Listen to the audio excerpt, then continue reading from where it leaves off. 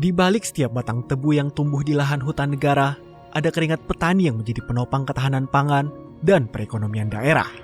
Namun ketika hak mereka tidak diterima secara utuh, pertanyaannya menjadi sederhana. Siapa yang sesungguhnya menikmati hasil kerja petani? Temuan Badan Aspirasi Masyarakat DPR RI di Mojokerto membuka kembali persoalan lama dalam tata kelola kemitraan kehutanan.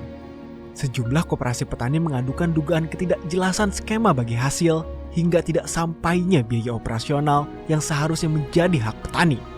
Padahal, dalam skema kemitraan, petani bukan hanya menyediakan tenaga, mereka menanam, merawat, hingga mempersiapkan masa panen.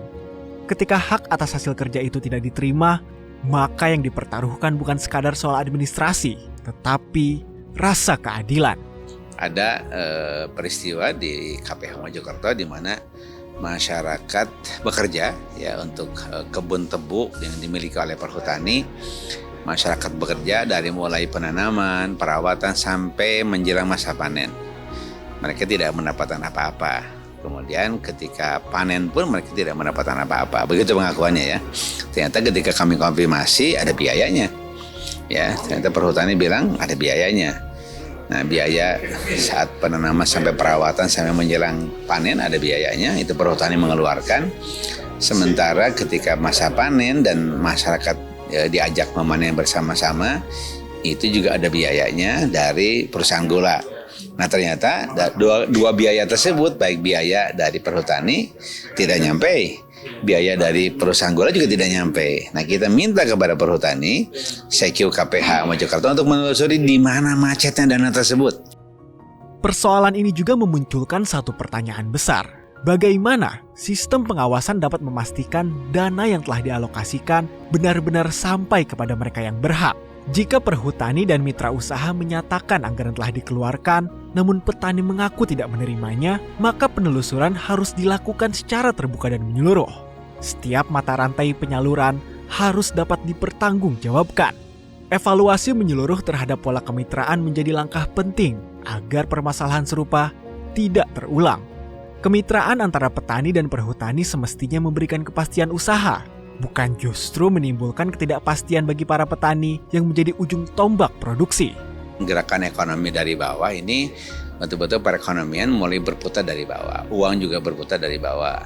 Ya, sehingga dengan demikian ketika putaran uang ada di para petani lewat koperasi, putaran uang ada di bawah, kemudian diserap ya, baik itu diserap oleh pasar umum maupun katakanlah diserap oleh kebutuhan MBG umpamanya, kan ini sangat baik. Nah, dengan serapan pasar umum, dengan serapan dari MBG yang tentu kebutuhan telur, kebutuhan barang-barang pertanian, kebutuhan sayur hortikultura dan meningkat, maka kan akan ada denyut perekonomian di lapangan yang lebih baik. Nah, sehingga ya masyarakat bisa lebih sejahtera, itu yang kita inginkan kan. Bahwa kemudian di lapangan belum optimal, tentu perlu ada pengawasan, perlu ada supervisi dari para pihak terkait. Koperasi belum jalan dengan bagus, tentu ya pihak Kementerian Koperasi dengan segala perangkatnya untuk terus mensupervisi. Kemudian pertanian belum berjalan bagus, ya tentu Dinas Pertanian sampai kepada Kementerian Pertanian harus mensupervisi, termasuk peternakan pun seperti itu. Hasil pertanian juga harus mendapat ruang pasar yang lebih luas, baik melalui pasar umum, industri pangan, maupun program strategis pemerintah seperti makan bergizi gratis. Dengan demikian, nilai tambah tidak berhenti di tengah jalan, tetapi kembali kepada petani sebagai produsen. Kemajuan pertanian tidak hanya ditentukan oleh luas lahan atau tingginya produksi. Kemajuan yang sesungguhnya diukur dari seberapa adil sistem memberikan hak kepada mereka yang menggarap tanah dengan tangan mereka sendiri. Karena itu, temuan BAM DPR RI di Mojokerto harus menjadi momentum untuk membenahi tata kelola kemitraan secara menyeluruh. Setiap aliran dana harus dapat dipertanggungjawabkan, dan setiap program pemberdayaan harus benar-benar menghadirkan kesejahteraan.